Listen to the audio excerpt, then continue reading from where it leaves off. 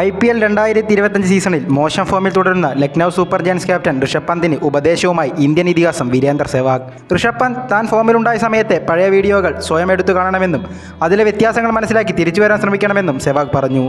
പന്ത് ഇപ്പോൾ കളിക്കുന്നത് തീർത്തും ലോജിക്കില്ലാതെയാണ്. പല യുവതാരങ്ങളും സീസണിൽ പ്രതീക്ഷിച്ചതിന് മേലെ പ്രകടനം കാഴ്ചവെക്കുമ്പോൾ മോശം ഷോട്ടുകൾക്ക് ശ്രമിച്ചാണ് പന്ത് പുറത്താകുന്നത്.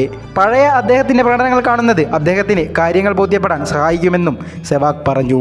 വേണമെങ്കിൽ അദ്ദേഹത്തിൻ്റെ ആരാധനാപത്രമായ ധോണിയെ വിളിച്ച് ഇക്കാര്യത്തിൽ ഒരു മാർഗ്ഗനിർദ്ദേശം എടുക്കാമെന്നും സെവാഗ് പറഞ്ഞു.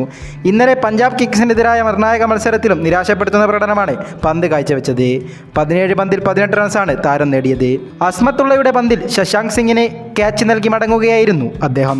ഇതിനകം കളിച്ച 11 മത്സരങ്ങളിൽ നിന്ന് 12 റൺ ശരാശരിയിൽ 128 റൺസ് മാത്രമാണ് പന്തിന് നേടാനായിട്ടുള്ളത്. 129 പന്തുകൾ നേരിട്ട പന്തിൻ്റെ സ്ട്രൈക്ക് റേറ്റ് 100-ന് താഴെയാണ്. ഒരു 50-യാണ് ആകെ പറയാനുള്ള നേട്ടം.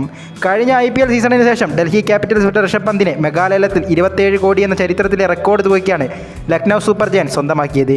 ടീമിൽ നിന്നും ഒഴിവാക്കപ്പെട്ട KL രാഹുലിന് പകരം അദ്ദേഹത്തിന് നായകസ്ഥാനം നൽകുകയും ചെയ്തു. എന്നാൽ ടീമുടമ സഞ്ജീവ് ഗോയങ്കയുടെ പ്രതീക്ഷയുടെ 1% പോലും മികവിലേക്ക് ഉയരാൻ പന്തിനായിട്ടില്ല.